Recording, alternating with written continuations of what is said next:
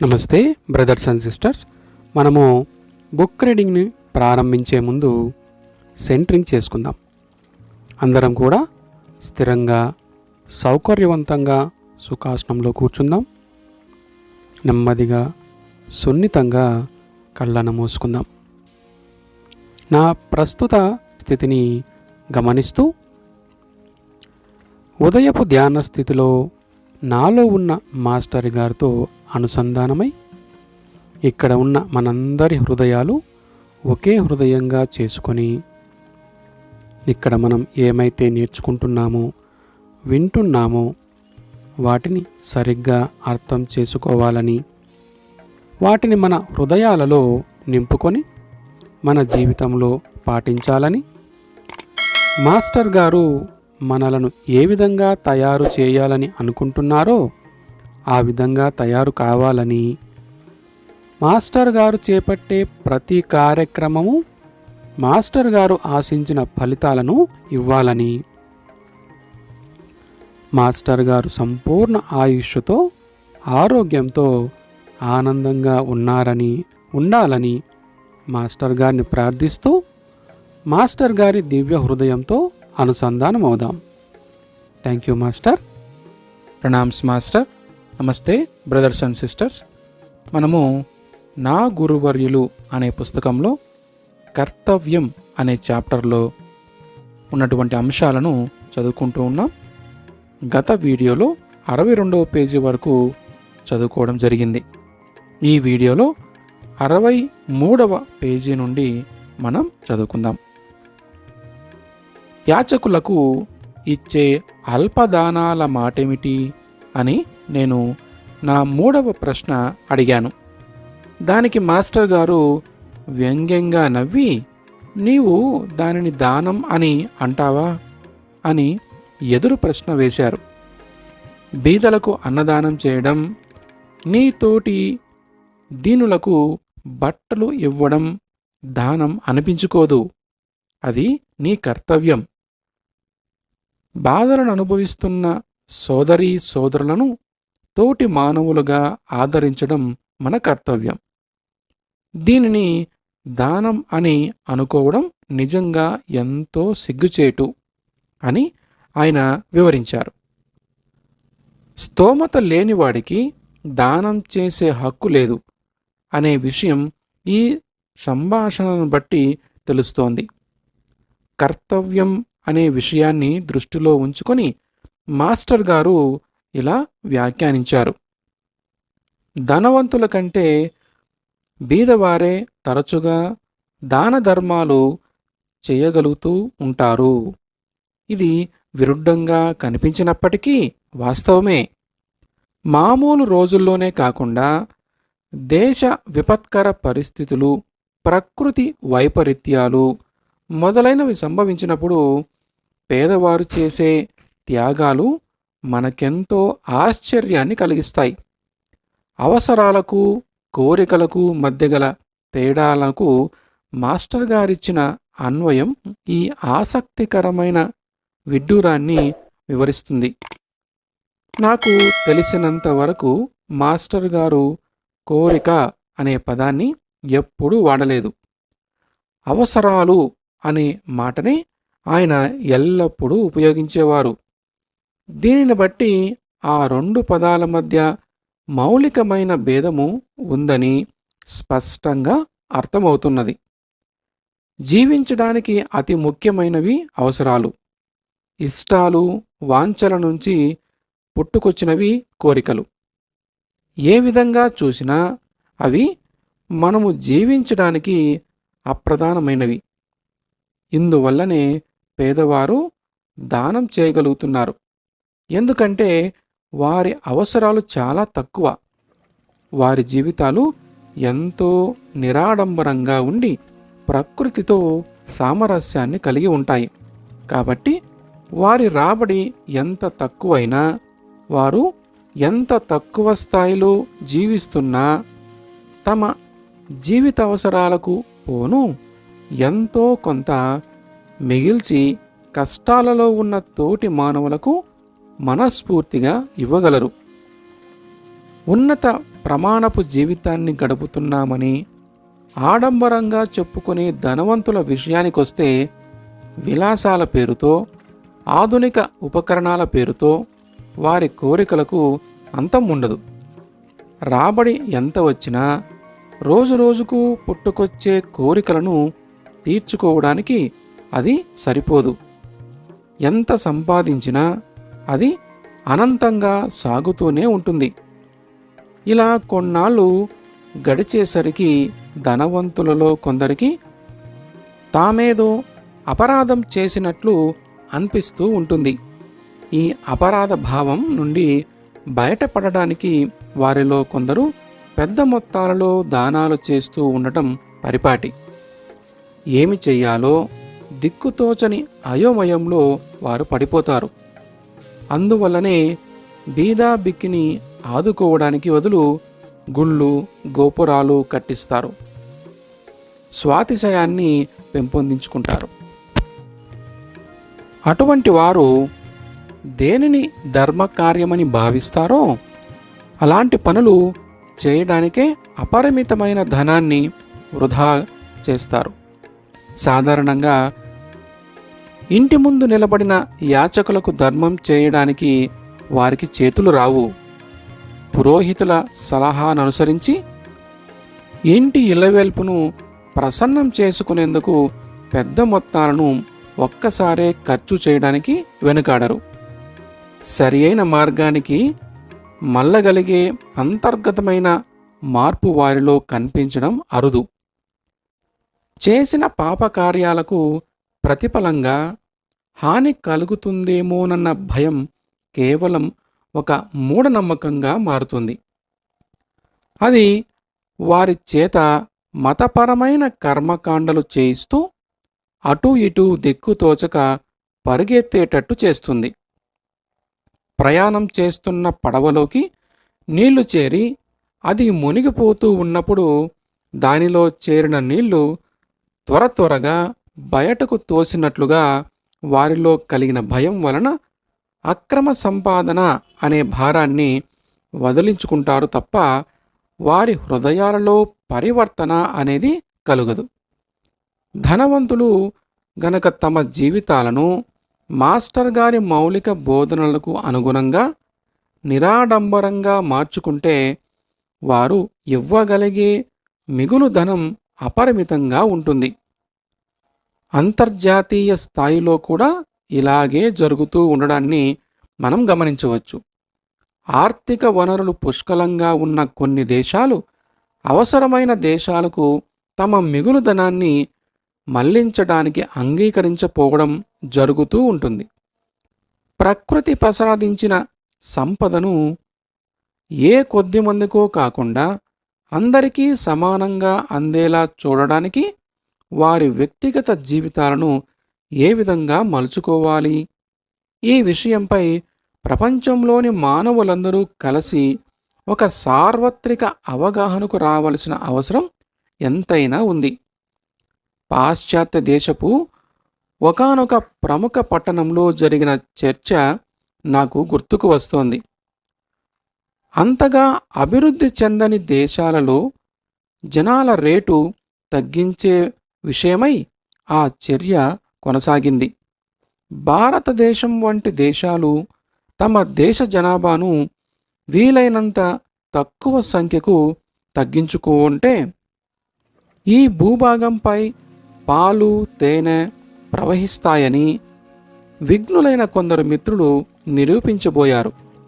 పాశ్చాత్య దేశాలలో ఒక పాపను పెంచడానికి మొదటి సంవత్సరంలో అయ్యే ఖర్చు అంతగా అభివృద్ధి చెందని దేశాలలో 500 మంది పాపల తిండికి పెంచడానికి సరిపోతుంది.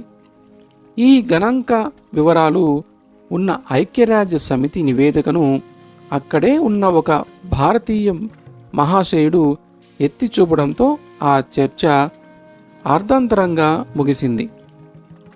పశ్చిమ దేశాల వారు ఈ వనరులను బాగా మితిమీరి వినియోగిస్తున్నారని, ప్రపంచంలో లభించే వనరులను ప్రపంచంలోని ప్రజలందరూ అనుభవించాలి అంటే పాశ్చాత్య దేశాల వారు తమ వినియోగాన్ని తగ్గించుకోవలసిన అవసరం ఎంతైనా ఉందని దీనిని బట్టి తెలుస్తోంది. పేదరికం నుండి దానగుణం పుట్టుకు వస్తోందని, ఐశ్వర్యం వల్ల స్వార్థం పెరుగుతోందని ముఖ్యంగా మనం గమనించదగ్గ విషయం. మాస్టర్ గారు తమ అభ్యాసీల పట్ల కూడా దీనిని ఖచ్చితంగా పాటించేవారు. అభ్యాసీలు సమర్పించిన విరాళాలను తిరస్కరించడం నేనెన్నోసార్లు చూశాను. నీవెక్కడ పనిచేస్తున్నావు? నీ సంపాదన ఎంత? నీకు పెళ్ళి అయిందా? నీపై ఆధారపడిన వారెందరు? వంటి ప్రశ్నలను వారు ఆ అభ్యాసిని తప్పగా అడిగేవారు. సంతృప్తికరమైన సమాధానం వస్తేనే వారు ఆ విరాళాన్ని స్వీకరించేవారు. మరికొన్ని సందర్భాలలో వారు అడిగిన వివరాలన్నీ చెప్పినా అభ్యాసీలు సమర్పించే విరాళాలను వారు త్రోసిపుచ్చేవారు. కొందరు ఇచ్చిన విరాళాలను ఎందుకు తిరస్కరించారు అని నేను వారిని ప్రశ్నించాను. దానికి సమాధానంగా వారు, కొందరు హృదయపూర్వకంగా మిషన్కు సహాయం చేయాలనుకుంటారు. నిజంగా వారికి అలాగున ఇచ్చే స్తోమత ఉంటే వారి విరాళాన్ని నేను స్వీకరిస్తాను. తమ ఉదార స్వభావాన్ని ప్రదర్శించి నా అభిమానాన్ని చూరగొనడానికి మాత్రమే నాకు విరాళాలు సమర్పించేవారు మరికొందరు. అలాంటి విరాళం హృదయంలో నుండి కాక వారి పర్సులో నుండి మాత్రమే వస్తుంది. అటువంటి సందర్భాలలో నేను దానిని తిరస్కరిస్తాను అని వివరించారు. మాస్టర్ గారికి ఎంత విరాళం ఇచ్చినా అది ఏమాత్రం లెక్కలోనిది కాదు. వారు డబ్బును గురించి ఏమాత్రం పట్టించుకోరు. కానీ విరాళం ఇవ్వడం అనేది మాస్టర్ గారి పట్ల, మిషన్ పట్ల అభ్యాసికి గల ప్రేమను సూచిస్తుంది. అందుకే దాత యొక్క ప్రేమకు గుర్తుగా మాత్రమే మాస్టర్ గారు విరాళాలను స్వీకరిస్తారు. పెద్ద మొత్తాలలో సమర్పించిన విరాళాలను మాస్టర్ గారు తిరస్కరించిన 2 సందర్భాలు నాకు బాగా గుర్తున్నాయి.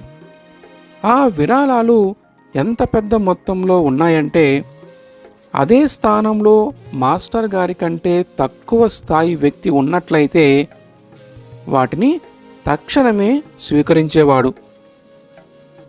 మరోసారి దానికి భిన్నంగా ఒక అభ్యాసి సోదరి కన్నీళ్లతో, ఎంతో వినయంగా, సిగ్గుతో, ఎంతో తటపటాయిస్తూ అతి చిన్న మొత్తాన్ని విరాళంగా సమర్పించినప్పుడు మాస్టర్ గారు ఎంతో ఎక్కువగా చలించిపోవడం నాకు బాగా గుర్తుంది. ఆమె ఇచ్చిన విరాళాన్ని చూసి మాస్టర్ గారు చెప్పలేనంత ఆనందంతో పొంగిపోయారు. తక్షణమే దానిని స్వీకరించారు. అంతేకాదు, నెలల తరబడి దాన్ని గురించే ప్రతి ఒక్కరితోనూ చెప్పుతుండేవారు. అంత చిన్న మొత్తానికే మీరెందుకింత హడావిడి చేస్తున్నారు అని నేను అడిగాను. నాకు బిర్లా ₹1,00,00,000 ఇచ్చినప్పటికీ అది బిర్లాకు ఒక్క లెక్కలోనిది కాదు. ఎందుకంటే ఆ విరాళం అతనికి గల అపార ధన సంపత్తిలో అతి చిన్న భాగం. కానీ ఈ సోదరి ఇచ్చినది చాలా తక్కువే అయినప్పటికీ ఎన్నో నెలల పాటు కష్టపడి దాచుకున్న డబ్బు అది. ఆమె తన సంపాదనలో కష్టపడి దాచుకున్నదంతా అదే. ఆమె త్యాగం ఎంత ఉన్నతమైనదో, అంతటి గొప్ప త్యాగం వెనుకున్న ప్రేమ ఎంత గాఢమైనదో చూడు. అందుకే ఆమె ఇచ్చిన విరాళాన్ని అంత అత్యంత విలువైనదిగా పరిగణిస్తాను అని చెప్పారు. ఒకసారి 70 ఏళ్లకు పైబడిన ఒక పెద్ద మనిషి మాస్టర్ గారిని చూడటానికి షాజహాన్పూర్ వచ్చారు. ఆయన ఎంతో చలాకీగా ఉన్నాడు. చక్కని దుస్తులు ధరించి ఒక పెద్ద తలపాగా చుట్టుకున్నాడు. మాస్టర్ గారు అతనితో కొంతసేపు మాట్లాడడానికి అంగీకరించారు. ఎక్కడి నుండి వచ్చారు, ఏం చేస్తూ ఉంటారు అనే కుశల ప్రశ్నలతో మాస్టర్ గారు అతనితో సంభాషణ మొదలుపెట్టారు. అక్కడికి దగ్గరలోనే ఉన్న ఒక పట్టణం నుండి వచ్చానని, తానొక సంఘ సేవకుడునని అతను చెప్పాడు. అలాగా, మీరు సంఘ సేవకులని విని నేను చాలా సంతోషిస్తున్నాను. మీలాంటి వారు సంఘ సేవ చేయడం మన దేశానికి నిజంగా ఎంతో అవసరం. వాస్తవానికి మీరేం చేస్తూ ఉంటారు అని మాస్టర్ గారు ప్రశ్నించారు. మాస్టర్ గారు ఇలా అడగడంతో ఆ వృద్ధుడు ఎంతో ఉబ్బితబ్బిబ్బయ్యాడు. తాను గ్రామాలలో సమావేశాలు ఏర్పాటు చేసి అవసరమైన వారికి వస్త్రదానం, పేదలకు సామూహిక అన్నదానం చేస్తూ ఉంటానని చెప్పాడు. అలాగా, దీనిని మీరు సంఘ సేవ అని అంటారా? అది సరికాదు. దిగంబరంగా ఉన్న వారికి బట్టలు ఇవ్వడం, ఆకలితో అలమటించే వానికి అన్నం పెట్టడం సంఘసేవ ఎలా అవుతుంది? అటువంటి నీ సోదరీ సోదరులను తోటి మానవులుగా ఆదుకోవడం నీ కర్తవ్యం. దానిని సంఘసేవ అనడం ఎంతో దురదృష్టకరం. నిజమైన సంఘసేవ ఇది కాదు. సాక్షాత్కారం అనే అసలైన గమ్యాన్ని చేరుకునేందుకు నీ తోటి సోదరీ సోదరులను ముందుకు తీసుకుపోగలిగినప్పుడే అది సంఘసేవ అవుతుంది అని మాస్టర్ గారు వివరించారు. ఆ వ్యక్తి అక్కడ నుండి వెళ్ళిపోయిన తర్వాత మన విలువలు ఏ విధంగా దిగజారిపోతున్నాయో చూసావా? ఆధ్యాత్మిక విలువలకు, అతిథి సత్కారాలకు మన దేశం పెట్టింది పేరు. మన దేశం ఈ విషయాలలో ఎంతో ప్రసిద్ధి చెందినది. కానీ ఇప్పుడు మనమే స్థితికి వచ్చామో చూడు. అయినా సరే ఇప్పటికీ భారతదేశంలో చూపే ఆదరణ, అతిథి సత్కారాలు ప్రపంచంలో మరెక్కడా నీకు కానరావు అని మాత్రం నేను చెప్తున్నాను. లాలాజీ కృప వల్ల భారతదేశం మరలా మానవాళిని ఆధ్యాత్మికంగా ముందుకు నడిపించే స్థితికి ఎదగగలదు అని మాస్టర్ గారు తన ఆశాభావాన్ని వ్యక్తం చేశారు. మాస్టర్ గారి నియమాలను స్వయంగా మాస్టర్ గారి ఇంటిలోనే ఖచ్చితంగా పాటిస్తూ ఉండడాన్ని మనం చూడగలము. తాము చెప్పిన వాటిని మాస్టర్ గారు తమ జీవితంలో ఏ విధంగా ఆచరించి చూపారో గమనించడమే ఒక గొప్ప బోధన. వారిని చూడడానికి వచ్చే వారికి కల్పించే వసతి ఏర్పాట్లు ఎంతో నిరాడంబరంగా ఉన్నప్పటికీ సౌకర్యవంతంగా ఉండేవి. విలాసవంతమైన సదుపాయాలు మాత్రం ఉండేవి కావు. అదేవిధంగా కనువిందైన వంటకాలు కానీ, నోరూరించే రుచులు కానీ ఉండేవి కావు. కానీ అది పూర్తి పోషక విలువలతో కూడిన నిరాడంబరమైన అతి సాధారణ భోజనం. ప్రకృతి మనకు ఏ విధంగా సేవ చేస్తున్నదో ఇది అదే విధంగా ఉన్నట్లు నాకు అనిపించింది. అటువంటి ఆహారం మనకు కావలసిన పుష్టిని కలుగజేస్తుంది. మనకు కావలసిన శక్తిని పొందడానికి అటువంటి పోషకాహారం మనకు ఉపయోగపడుతుంది. దురాశ, జిహ్వా చాపల్యాలను అది దూరం చేస్తుంది. కృత్రిమంగా సృష్టించిన రుచి వలన అత్యాశ పెరిగి జీవితమే కృత్రిమంగా మారిపోతుంది. కేవలం శరీరం అనారోగ్యంగా ఉండటానికి, దానికి కావలసిన వాటిని మాత్రమే తగిన పరిణామంలో తింటూ ప్రకృతి ఆశించిన విధంగా మనము జీవించడానికి ఈ సామాన్య భోజనం సహాయపడుతుంది. అంతకంటే ఇంకేమీ కాదు. మాస్టర్ గారు ప్రత్యక్షంగా ఆచరించి చూపే ఈ ఆహార నియమం మనకెంతో విలువైన పాఠం. ఒకసారి షాజహాన్పూర్లో మధ్యాహ్న భోజన సమయంలో వడ్డించిన ఆహార పదార్థాలను చూసి ఒక అభ్యాసి విమర్శించాడు.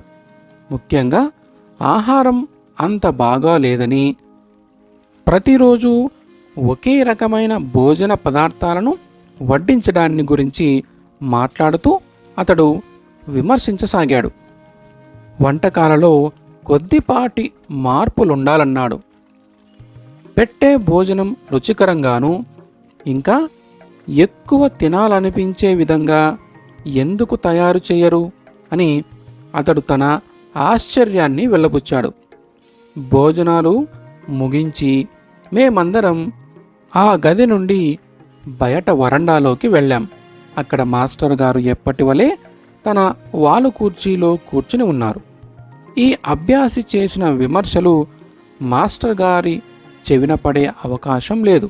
అయినప్పటికీ మేము ఆయన దగ్గరికి వెళ్ళిన వెంటనే మాస్టర్ గారు తన కుర్చీలో నుండి పైకి లేచి మా వైపుగా 4 అడుగులు వేసి అసంతృప్తి చెందిన ఆ అభ్యాసితో, చూడు, నేను శరీరానికి మామూలు భోజనాన్నే ఇస్తాను, కానీ ఆత్మకు దివ్య ఆహారాన్ని అందిస్తాను అని చెప్పి తిరిగి వెళ్ళి తన కుర్చీలో కూర్చొని హుక్క అందుకున్నారు. కొన్ని నిమిషాల తర్వాత మాస్టర్ గారి వద్ద నేనొక్కడినే ఉండే అవకాశం లభించింది. అప్పుడు వీరందరూ నా నుండి ఏమి ఆశిస్తున్నారో చూశావా? వారి ఆత్మ యొక్క పూర్తి బాధ్యతను నేను స్వీకరిస్తానని వారికి చెప్పాను, కానీ వారి శరీరాన్ని వారే చూసుకోవాలి. నేను వారికి మంచి ఆహారాన్ని అందివ్వడానికి ప్రయత్నిస్తాను. జీవించినంత కాలం మన శరీరం సక్రమంగా పనిచేసేందుకు తగినంత ఆహారాన్నే తీసుకోవాలి. ఆహారం శరీర పోషణకే కానీ రుచుల కోసం కాదు. అందుకు తగినంత ఆహారాన్ని ఇస్తున్నాననే నేను అనుకుంటున్నాను. ప్రజల ఆధ్యాత్మిక అవసరాలు తీర్చడానికే నేనిక్కడ ఉన్నాను, కానీ నేను వారికి రుచికరమైన విందు భోజనాలు కూడా అమర్చి పెట్టాలి అని వారు అనుకుంటే అప్పుడు నేనేం చేయగలను అని మాస్టర్ గారు నాతో వ్యక్తం చేశారు. Thank you master.